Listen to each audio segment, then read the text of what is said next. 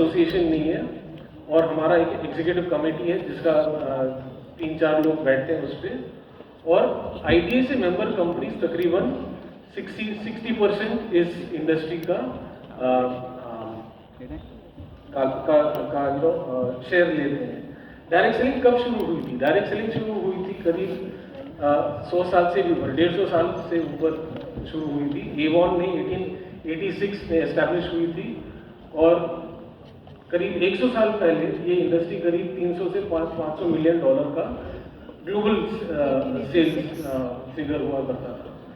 1940, 1960 आपको जो हिस्ट्री में रुचि रखते हैं, आपको पता होगा कि वर्ल्ड वॉर 2 इसी टाइम में हुआ था, 45 के आसपास खत्म हुई थी। 47 हमारा देश ही एज एन इंडिया जन्मा था। तो ये इंडस्ट्री उसी टाइम ग्लोबली एक्सपैंड होने लगी थी, और 70s तक काफ़ी पोर्टफोलियो बढ़ चुके थे, बहुत सारे प्रोडक्ट लाइन आ चुके थे इस इंडस्ट्री में। जिस कंपनी का हिस्सा मैं हूँ, ग्लोबली हमारे 450 प्रोडक्ट्स हैं, right from air purifier to water purifier etcetera. तो ये एक इंडस्ट्री ऐसी है आपके थ्रू, डायरेक्ट सेलर्स के थ्रू कंज्यूमर को पहुंच सकती है, and we have seen your capacity. आप you are capable of achieving anything and virtually selling anything. So cheers to you.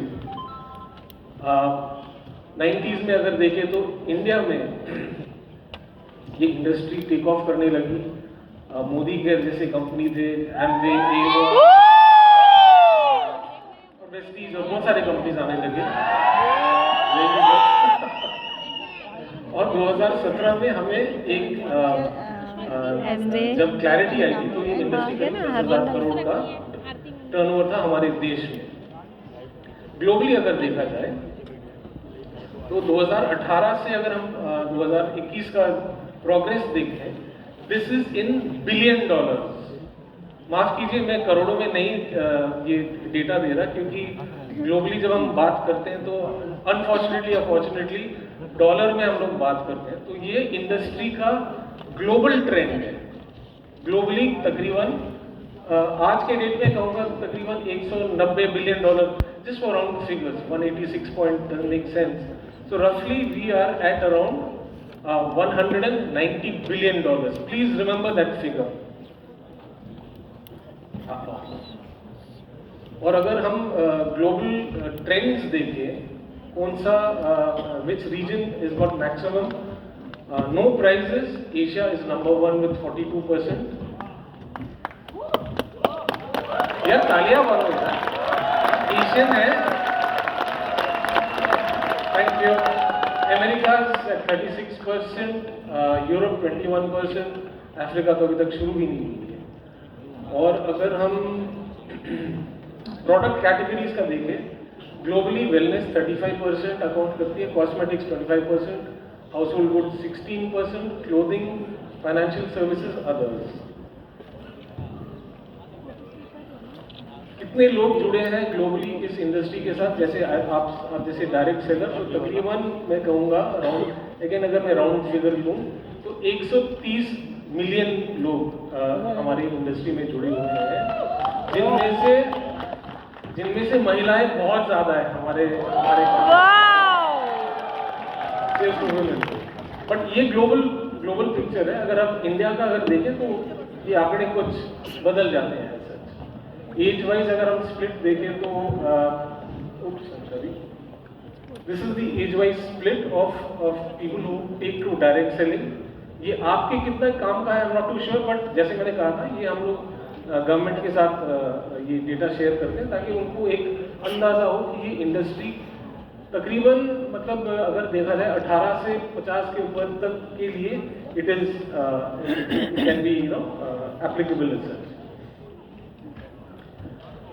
तो ये है ग्लोबल पोजीशनिंग जो 2019 में थे। इंडिया का पोजीशन 15वें नंबर पे था।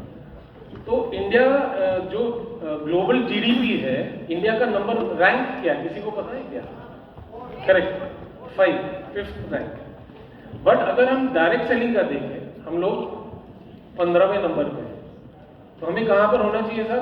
पहले नंबर पे। Absolutely correct. बट वो प्रोग्रेस उतना तगड़ा नहीं है। जैसे मैंने आपको पहले कहा था कि अगर ग्लोबल ये इंडस्ट्री का साइज $190 बिलियन है, इंडिया का कंट्रीब्यूशन 2020 में $3 बिलियन है।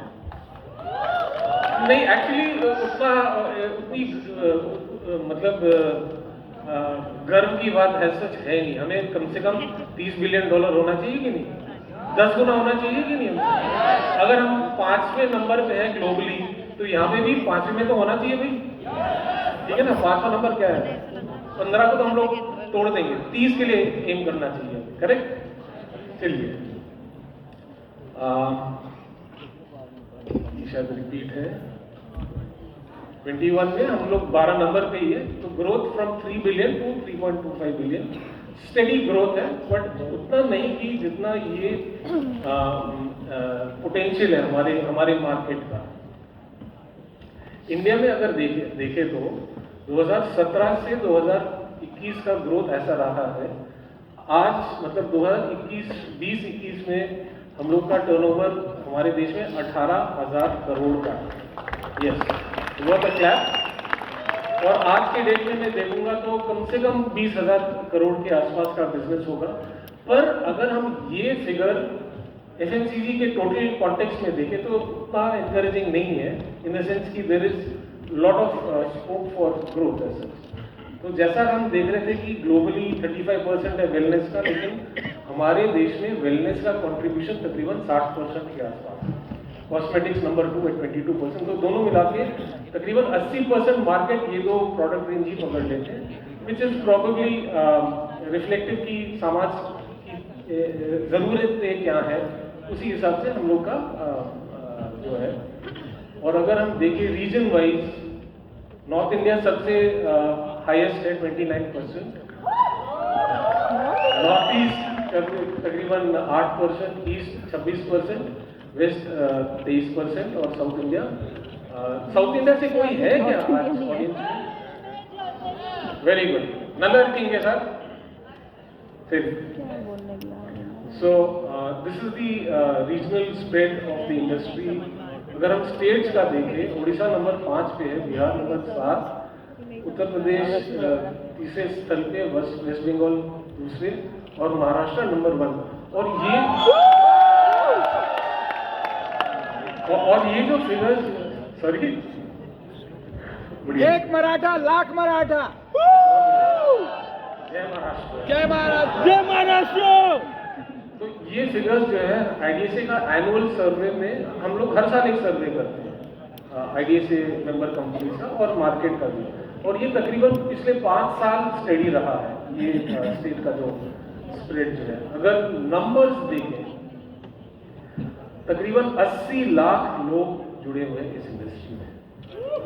तो ये हमारे लिए बड़ा पावरफुल एक स्टेटमेंट होता है, करेक्ट?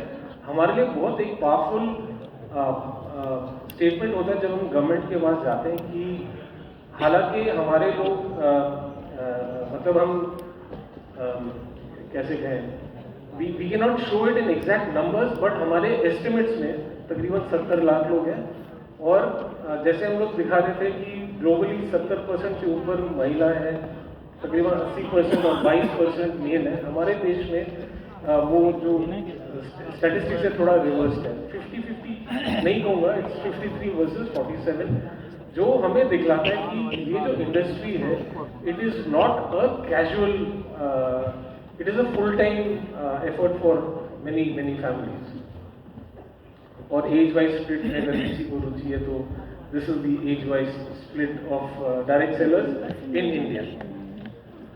और ये सब है कारण, आप लोग को ज़्यादा पता होगा। एडिशनल इनकम सोर्स के लिए 41%, self employment 37%, networking and socialising 9%, flexible working hours 7%, no formal qualification 5% to join direct selling. चलिए, इसमें मैं थोड़े स्टैटिस्टिक्स देता हूँ बिग पिक्चर का। If you look at let's say global stats, global economies, I will hurry through this because it is very boring, but if this is the progress of the global economy in terms of $1 trillion. Sorry this the India figures in trillion dollars. आज के date में 3.17% है। और अगर हम अपने आप को कंपेयर करें बड़े इकोनॉमीज के साथ, this is how we stack up in terms of GDP growth rate, inflation rate, unemployment rate and debt to GDP ratio. I am sorry, ये बड़ा बोरिंग स्टैटिस्टिक्स है, बट फिर फोटो ले लीजिए क्योंकि काफी सेल्फ एक्सप्लेनेटरी है। But sorry sir, very good, thank you so much. तो ये प्रेजेंटेशन दीपक जी के साथ है। I am sure he will make it available to you all electronically. अच्छा, अगर हम इंडिया का पोजीशन देखें वर्ल्ड इकोनॉमी में, तो 2012 में हम लोग तकरीबन 2.42% शेयर हमारा था ग्लोबल इकोनॉमी में, जो आज के डेट में तकरीबन 3.3% पे है। एंड अगर वर्ल्ड का ग्रोथ रेट देखें 3% से कम है, हमारे देश में 6% से ऊपर है। So we are double of that, absolutely long way to go. तो इन अ वे मैं कहता हूँ कि हमारा जनरेशन जो वी आर वेरी लकी, क्योंकि हमारा economy is on a very strong footing और ग्रोथ का हर तरफ से चांसेस है। And the reason I am sharing this with you is कि अगर इकोनॉमी ग्रो करेगी तो ये इंडस्ट्री भी ग्रो करेगी ऑब्वियसली, और so will you as such. GDP by country, US 22.23 trillion dollars बोले, China 17.73, Japan third position at 4.9, Germany 4.22।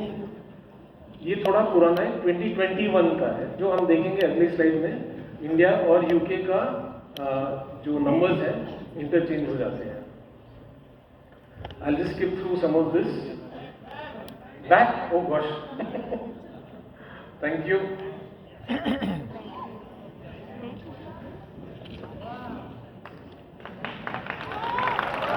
Again, self-explanatory. अगर हम हाँ जी, तो ये Q1 में, मतलब इस साल Q1 में हम लोग we have taken up number 5 position. अच्छा, बिल्कुल 2010 फोन यूजर्स है compare to 83 million in the US. और 2022 में अगर हम देखें तो look at the number, 0.62 to 930 million users, and projection going forward by 2040, ये नंबर तो मुझे भी पता नहीं है कितना बड़ा है, पर अगर हम देखें how we stack against the smartphone users in the USA, जो 80 मिलियन से 360 मिलियन पहुंची हैं, हमारा जो ग्रोथ जो है मतलब पता नहीं कितने गुना बढ़ गई, कितने हजार गुना बढ़ गई है। So like I was saying, lots of headroom. अच्छा, अगर स्टेट्स का अगर हम देखें, and this is nothing to do with direct selling, this is just कि कौन सा स्टेट का जीडीपी कितना बड़ा है, और इट रिफ्लेक्ट्स इन जैसे महाराष्ट्र हमने देखा होगा स्टेट नंबर 1 महाराष्ट्र का डायरेक्ट सेलिंग में। अगर स्टेट का जीडीपी देखें तो महाराष्ट्र का नंबर हाईएस्ट है, तमिलनाडु, उत्तर प्रदेश, गुजरात, कर्नाटका, और ये आपके डायरेक्ट सेलिंग इंडस्ट्री के टर्नओवर इसके साइड में हमने प्रेजेंट कर रखा है। अच्छा, अगर देखें direct selling is part of the internal trade, जो लार्जर पिक्चर है, जहाँ पे रिटेल ट्रेड जो दुकानें हैं नंबर 1 है, ई कॉमर्स नंबर 2 है, और डायरेक्ट सेलिंग तीसरे नंबर पे है। पर अगर मैं डेटा देखूं तो डायरेक्ट सेलिंग का मतलब कंट्रीब्यूशन बहुत ही छोटा है, 1% भी नहीं है, 1% भी नहीं है। तो मैं आपको ये आपके साथ क्यों शेयर कर रहा हूँ, मैं ये दिखा रहा हूँ कि देखिए हमारा इकोनॉमी स्ट्रांग है, हमारा इकोनॉमी का ग्रोथ प्रोजेक्शंस है बहुत तगड़ा है, पर एज एन इंडस्ट्री हमारा जो हेड स्पेस जो है वो बहुत ज़्यादा, मतलब ये कहूँगा एज अ इंडस्ट्री पर्सन, उम्मीदें बहुत हाई है, एक्सपेक्टेशंस बहुत हाई है। Why should be 0.45% of the retail, we should be at least 5%, 10%, तो ये आई थिंक ये जो इस हॉल में जितने भी लोग हैं, ये हमारा सबसे बड़ा चैलेंज है, सबसे बड़ा चैलेंज है कि how can you all increase your turnover so that ये नंबर ऊपर बढ़ जाएंगे, करेक्ट? Thank you. और ये भी जरा जस्ट 2030 तक ईच सेगमेंट का ग्रोथ कैसे रहेगा, ये एक फिगर है। 11% growth for retail, 22% growth for e commerce, और हम लोग का तकरीबन बीच में है। बट सिंस हम लोग का जो टोटल फिगर छोटा है, तो the growth somehow like I said it doesn't give me a very reassured feeling, मतलब we have lots of potential value and we should be doing that much more. चलिए, जब मैं आया था तो मेरे इंट्रोडक्शन में लोग कह रहे थे कि गवर्नमेंट के साथ हम लोग बात कर रहे हैं, तो हम लोग where are we today? So I think the last few slides, तो आपको पता होगा कि कंज्यूमर प्रोटेक्शन एक्ट 2019 का एक एक्ट है जो पहली दफा इंडिया में किसी भी लॉ में डायरेक्ट सेलिंग का जिक्र हुआ, 2019 कंज्यूमर प्रोटेक्शन एक्ट। और उसके अंडर जो है, माफ कीजिए शायद एक स्लाइड गायब है यहाँ पे, खैर, तो कंज्यूमर प्रोटेक्शन जो डायरेक्ट सेलिंग रूल्स 2021 के हैं, कंज्यूमर प्रोटेक्शन एक्ट 2019 के अंडर है, and this is the first time that under any Indian law direct selling का जिक्र हुआ है। और इसमें ये जो रूल्स जो है वो काफ़ी हद तक हम पे एक रिस्पॉन्सिबिलिटी देती है। हम लोग समझते थे कि भाई रूल्स आ जाएंगे तो हमारे लिए एक जैसे ग्रीन कार्ड मिल गया, हमें जो मर्जी कर सकते हैं, ऐसा नहीं है बिल्कुल। आप में से I am sure all of you have driving licence, correct? आपके पास गाड़ियां हैं, ड्राइविंग लाइसेंस है, पर जब भी आप गाड़ी चलाते हो रोड्स पे, आपको ट्रैफिक रूल्स का, नियम का पालन करना पड़ता है। अगर आपने रेड लाइट जंप कर दिया तो चालान हो जाएगा, है ना, वगैरह वगैरह। तो सेम चीज़, ये जो डायरेक्ट सेलिंग रूल्स आए हैं वो हम पे एक रिस्पॉन्सिबिलिटी देती है, and some of them I've listed out here. I think आप जिस कंपनीज के का हिस्सा है, आप प्लीज इंश्योर करें कि ये सारा डेटा, ये डिटेल्स उनके वेबसाइट पे हो, एंड आई एम श्योर होगा ही, बिकॉज जब 2016 में गाइडलाइंस इशू हुए थे, डायरेक्ट सेलिंग गाइडलाइंस इशू हुए थे, तो हमें वी वर क्वाइट सरप्राइज, आश्चर्य हुए थे कि हमारे देश में कम से कम 600 डायरेक्ट सेलिंग कंपनीज हैं। तो मेरा रिक्वेस्ट आप सबसे ये है कि आप जिस कंपनी से जुड़े हो, please ensure that you put upward pressure to your companies to ensure कि उनके जो रूल्स का जो एक्सपेक्टेशन है, your companies are following those expectation. जहाँ पे कुछ डूज एंड डोंट्स हैं, मैं ज़्यादा इस पर ये नहीं करना एक्सपैंड नहीं करना चाहूँगा, बिकॉज आई एम अज्यूमिंग कि आप सब अच्छे कंपनीज के साथ जुड़े हुए हो और आपको थोड़ा नॉलेज है डायरेक्ट सेलिंग रूल्स के बारे में। Does anyone not know about the direct selling rules? किसी ने मतलब नहीं पढ़ा या जानकारी नहीं है? जानकारी सबको है क्या? यस या बिल्कुल नहीं है? यस अच्छी बात है। तो मैं यहाँ पे आपको जानकारी नहीं दूंगा, प्लीज आप अपने कंपनी से पूछें कि जो डायरेक्ट सेलिंग रूल्स बने थे 2021 में, उस पे हमारे ऊपर क्या रिस्पॉन्सिबिलिटी है। ये आपके लिए बड़ा इम्पोर्टेंट है, क्योंकि आज के डेट में आपको सबको पता ही होगा कि ये गवर्नमेंट जो है, मोदी गवर्नमेंट जो है, हर इंडस्ट्री पे कहूँगा काफ़ी कड़ी निगरानी कर रही है, एनकरेज कर रही है, पर it is also ensuring, it's also expecting every industry to behave responsibly, and I think that's a fair call. अगर हम लोग मान लीजिए 80 लाख डायरेक्ट सेलर्स हैं और एक डायरेक्ट सेलर्स के कम से कम क्या 10 तो कस्टमर होंगे एक सेलर के, या उससे ज़्यादा, चलो 20, तो अगर 80 लाख डायरेक्ट सेलर है और एक डायरेक्ट सेलर के 20 कस्टमर है, तो हम मतलब तकरीबन आधा देश का पॉपुलेशन को के नजदीक हम लोग पहुंचते हैं। This 25% of the population we can touch. So हम पे एक रिस्पॉन्सिबिलिटी है, और आपका responsibility as a direct seller, I will encourage, आप जिस भी कंपनी के साथ जुड़े हो, प्लीज आस्क देम कि भाई जो डायरेक्ट सेलिंग रूल्स है आप लोग उसको कितना मान के चल रहे हैं। आई एम श्योर 100% हो रहा हो, पर आपके तसल्ली के लिए आपको ये पूछना चाहिए, ठीक है जी। और ये कुछ कंप्लायंस मैं ज़्यादा डिटेल में जाना नहीं चाहूँगा, जैसे कि आपने अपने कस्टमर को आपने रिसीट दी कि नहीं। आई एम अज्यूमिंग आप सब कर रहे हो, again I will not elaborate too much यहाँ पे। चैलेंजेस अभी भी हैं, ये नहीं कहूँगा कि ये industry we've got a green card, I don't think we've got a green card. जैसा मैं आपको एग्जांपल दे रहा था ड्राइविंग का, गाड़ी तो हमने खरीद ली, ड्राइविंग लाइसेंस भी ले ली, लेकिन जब भी हम लोग बाहर जाते हैं we have to follow the traffic rules. So now that आपका इंडस्ट्री क्या हो गया, now that the industry has got its clarification, it is the responsibility of associations like us, it is the responsibility of the companies and it is the responsibility of direct sellers to ensure कि हमारे जो challenges थे हमारे ऊपर, और काफ़ी तगड़े challenges रहे हैं हमारी इंडस्ट्री पे, आपको पता ही होगा, मैं ज़्यादा एलेबरेट नहीं करना चाहूँगा। एक फाइनेंस एक्ट है, प्राइस चिट्स एक्ट, जिसके अंडर आंध्र प्रदेश हैदराबाद में काफ़ी एक्शन हुआ है। तो we must be also mindful. लेकिन going back to the example, अगर आपने अपने बच्चे को एक बढ़िया सा एक मोटरसाइकिल खरीद लिया, 1800 सीसी मोटरसाइकिल है, तो आपको बहुत समझाना पड़ता है, बच्चे जरा संभाल के चलाओ, बड़ा पावरफुल चीज़ है, हेलमेट पहनो, है ना, follow the rules etcetera. So we must be aware कि as an industry while we have some safeguard like a helmet, but there is the other side which we have to be careful about. और of course industry responsibility, जो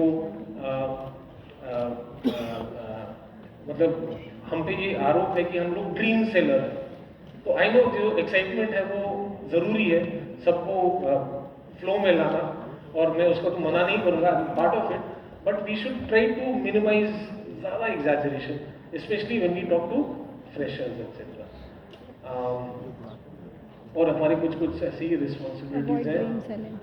बस that is my presentation, thank you everybody. And जैसा मैंने कहा, मेरा जो job है, not just mine, but मेरे जैसे प्रोफेशनल्स का हम लोग का जॉब ये है to help the government understand. Thank you so much.